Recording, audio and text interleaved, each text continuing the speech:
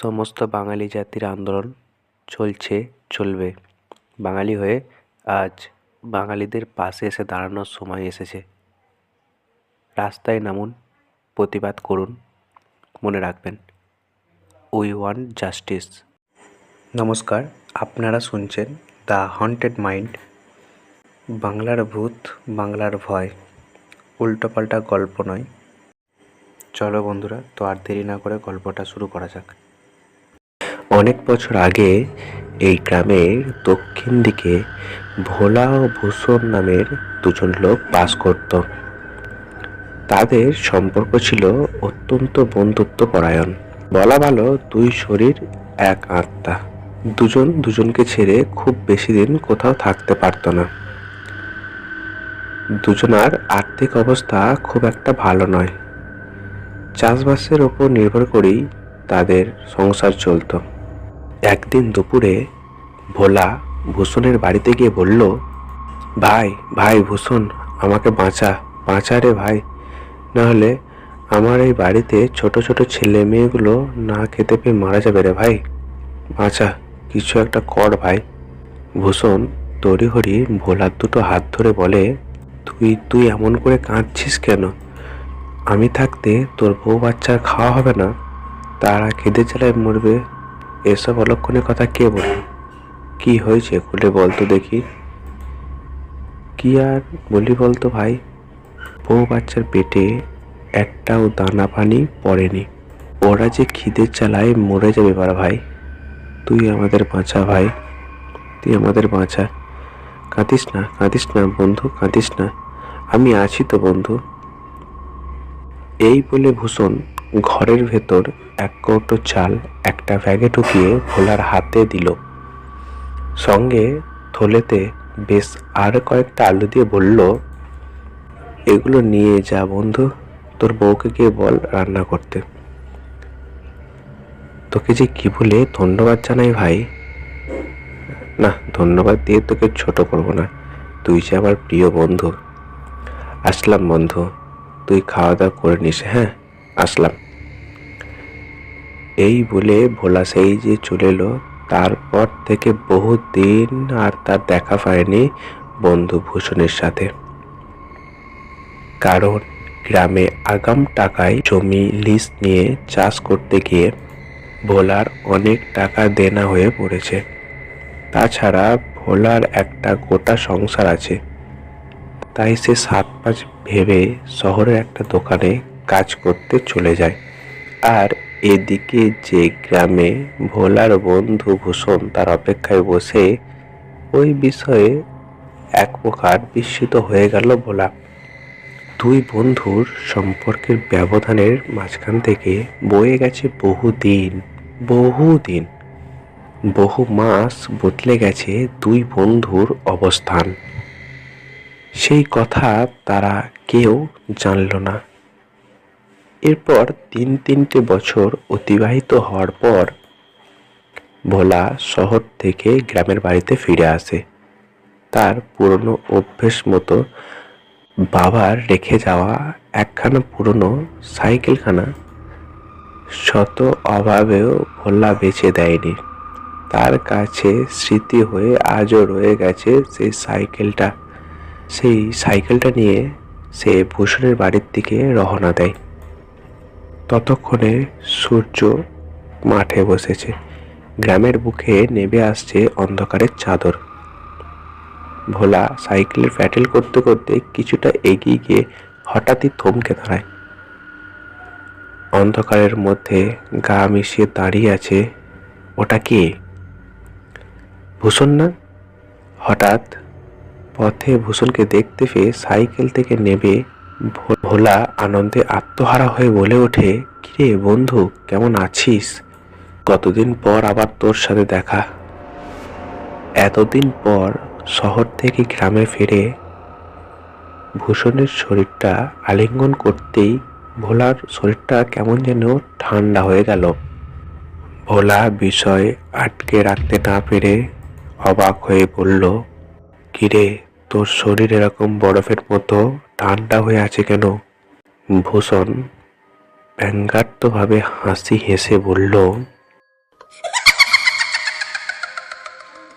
আর ঠান্ডা হবে নাই বা কেন বল? সারাদিন তো আর রোদের জ্বালায় খাটাখাটনি করতে পারি না, তাই রাতে এই ঠান্ডা ঠান্ডায় সমস্ত কাজ সেরে রাখি। আসলে দিনের সূর্যের আলোয় আমি আর ঘর থেকে বাইরে বেরোতে পারি না।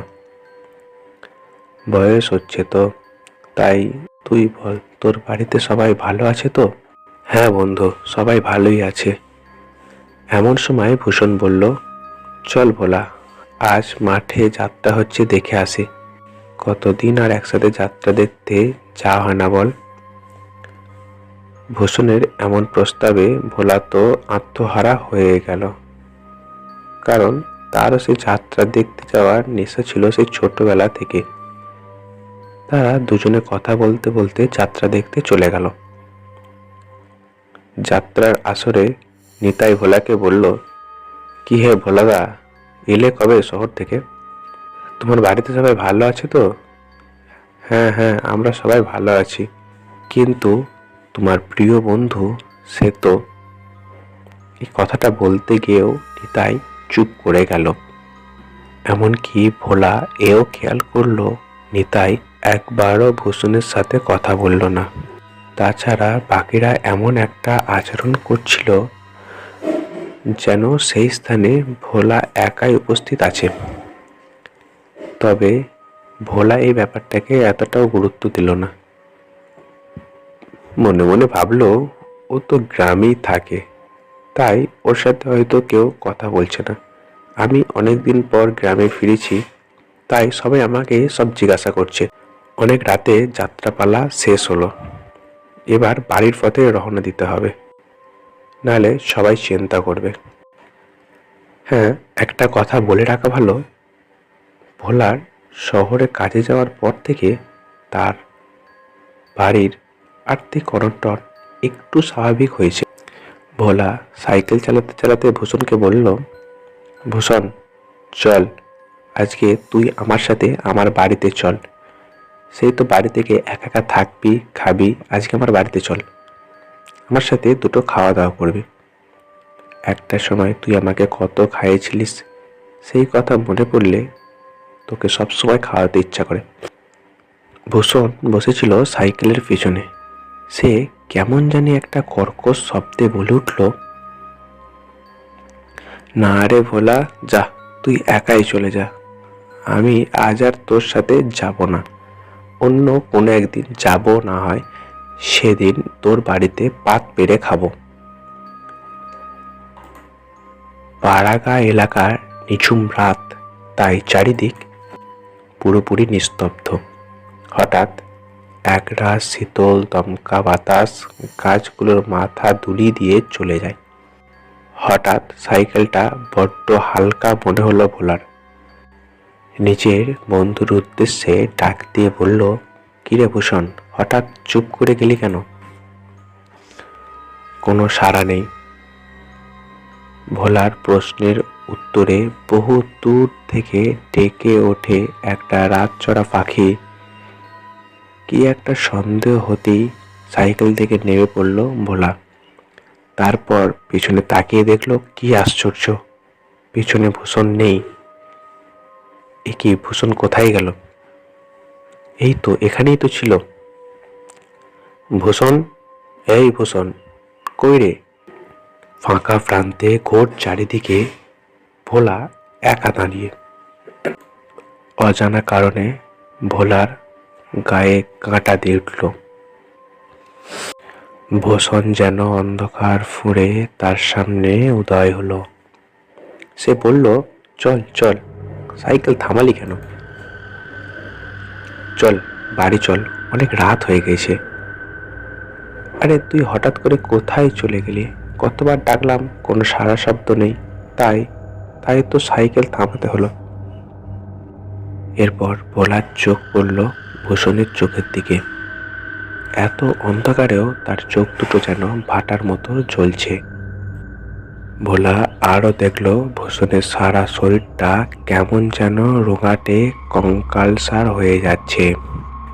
সারা গা বেয়ে পিচকিরি দিয়ে রক্ত বেরিয়ে আসছে। ভোলার শরীর ঠান্ডা হয়ে গেল। তার মুখ দিয়ে কোনো কথা সরছে না। কি রে, অমন হাঁ করে কি দেখছিস? চল। ভূষণের কথায় চটকা ভাঙে ভোলার। তৎক্ষণাৎ তারপর ভোলা দেখল ভূষণ একেবারে অক্ষত অবস্থায় দাঁড়িয়ে।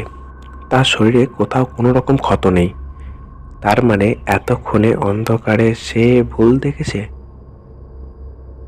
ভোলা আবারও সাইকেলটা চালানো শুরু করলো। পিছনে বসে ভূষণ। গ্রামের নিস্তব্ধ গভীর ডাক পাখির ভয়ানক চিৎকার, ঝোড়ো ঠান্ডা বাতাসে গাছগুলো দুলুনি, আর থেকে থেকে গুটকা গন্ধ ভেসে আসছে ওর নাকে।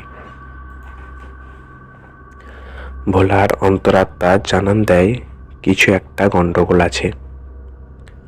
ভূষণ রে, এবারে আমার কেমন একটা ভয় করছে। ভূষণ বলল, কেন রে, ভয় করবে কেন? ভূষণের এমন কথায় ভোলা ভয় পেয়ে গেল। তার গলার স্বর এরকম ছিল না। কি খেয়াল হতেই পেছন ফিরতে ভোলা দেখল ভূষণ পেছনেই বসে আছে, কিন্তু সাইকেলটি আবারও ভারহীন মনে হচ্ছে। সাইকেলের পেছনে কেউ বসলে তো তার একটা ভার অনুভূত হয়। কি রে ভূষণ, তুই হঠাৎ করে এরকম হালকা হালকা হয়ে গেলি কি করে? ভোলার এই কথায় ভূষণ পেছন থেকে কর্কশ গলায় হেসে উঠে বলল,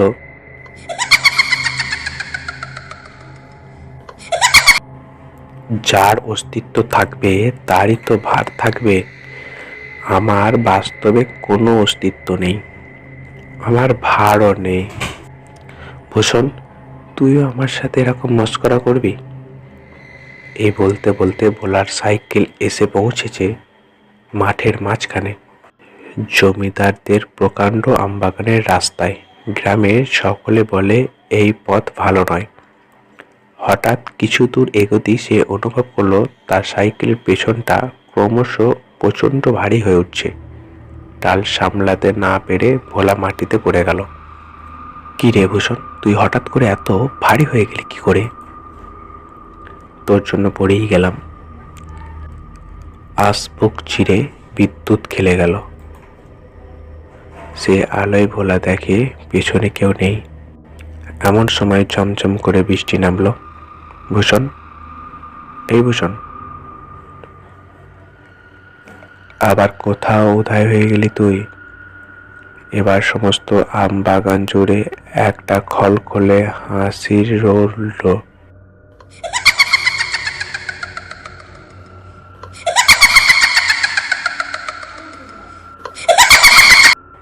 চরম ভয়ে ভোলার ভেতরটা শুকিয়ে গেল। মরি কি বাঁচি করে ভোলা রাম রাম করে ওই বহু বৃষ্টির মাঝেই আবার সাইকেল চালানো শুরু করলো। অন্ধকার চোখ কিছুটা সয়ে এসছে তার।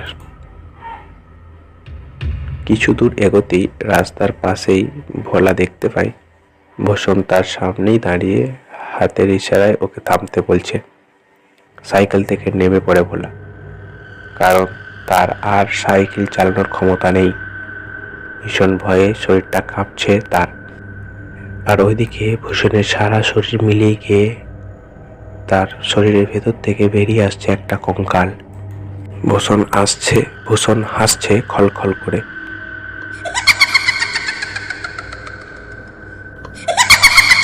একটা লম্বা হাত সে ভোলার দিকে বাড়িয়ে দিল।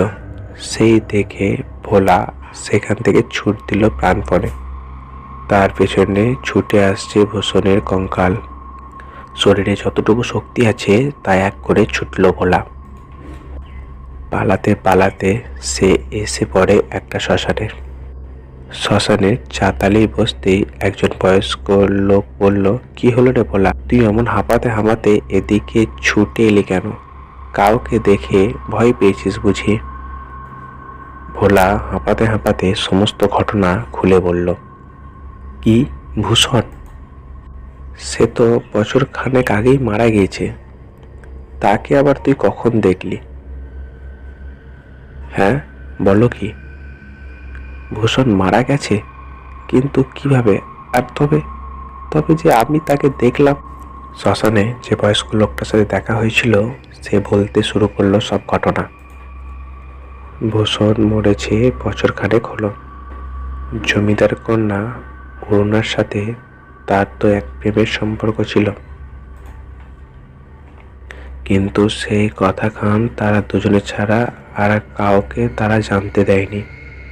তবে একদিন জমিদার অখিলচন্দ্র মুখুজ্জে তলে তলে সেটা জানতে পেরে গিয়েছিল যে তার মেয়ে অরুণামী ভালোবাসে তারই বাড়ির এক চাষা ছেলেকে।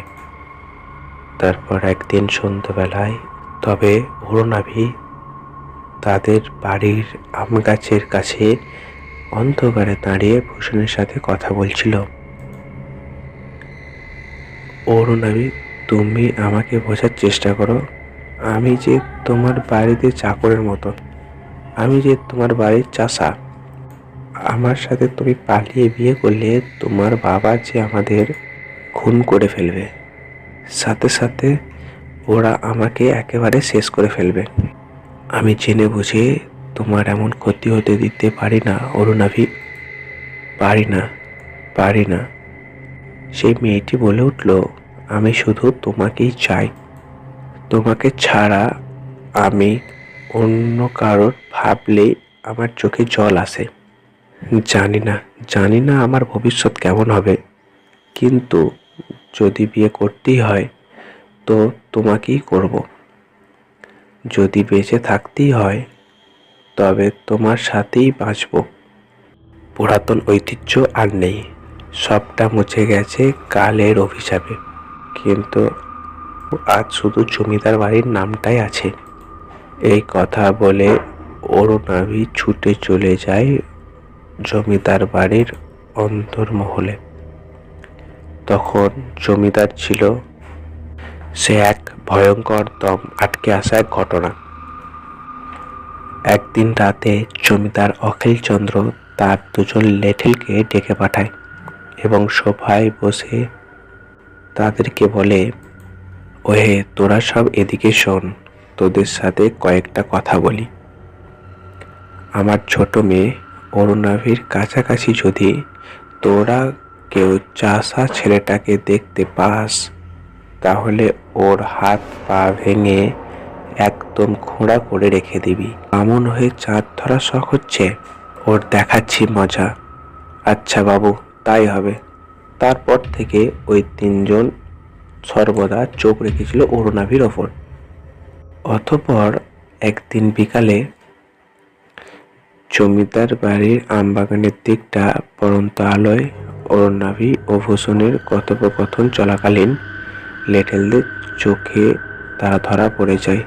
তৎক্ষণাৎ তিনজন লোক রে রে করে তেড়ে এসে লাঠি দিয়ে পেটাতে পেটাতে ভূষণকে একেবারে আধমরা করে দেয়।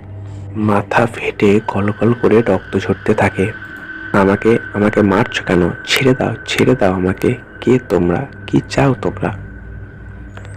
কিন্তু কে শোনে কার কথা? জমিদার অখিলচন্দ্রের কথা মতো তারা বেধড়কভাবে ভূষণকে পেটাতে থাকে। সেই সময় ওখানে উপস্থিত অরুণাভি মাটিতে লুটিয়ে ভূষণের শরীরের ওপর শুয়ে পড়ে। লাঠিয়ালদের আঘাত সহ্য করে সে ভূষণকে বাঁচানোর চেষ্টা করতে থাকে। মেরো না, ওকে মেরো না। কি দোষ করেছে ও? ওকে ছেড়ে দাও বলছি, ওকে ছেড়ে দাও। হে ঈশ্বর, এদের এই অন্যায় জুলুম মেনে নিও না তুমি। এদের ছেড়ো না ঈশ্বর, এদের তুমি ছেড়ো না। কিন্তু অরুণাভি শেষমেশ ভূষণকে রক্ষা করতে পারেনি। ওরা কজনে মিলে মারতে মারতে ভূষণকে প্রায় শেষ করে দেয় এবং সঙ্গে সঙ্গেই সেই স্থানে এসে দাঁড়ায় জমিদার অখিলচন্দ্র। তার আদেশে ভূষণের শরীরটি গলায় দড়ি দিয়ে ঝুলিয়ে দেওয়া হয় জমিদারদের বড় আম বাগানের বড় একটা আম গাছের ডালে। আর সারা গায়ের লোক ভাবে ভূষণ দেনার দায়ে গলায় দড়ি দিয়ে আত্মহত্যা করেছে। কিন্তু না, জমিদার ভূষণকে হত্যা করেছিল। সমস্তটা শুনে ভোলার 2 চোখ জলে ভরে এলো। নীরবে সে কাঁদতে থাকে ওই শ্মশান ভূমিতেই বসে। তার প্রাণপ্রিয় বন্ধু যে আর নেই এই কথা তার মন বিশ্বাস করতে চাইছিল না। গল্পটি ভালো লাগলে একটা লাইক করবেন, চ্যানেলটা সাবস্ক্রাইব করবেন এবং পাশে থাকা বেল আইকনটি ক্লিক করে অল নোটিফিকেশান অন করবেন।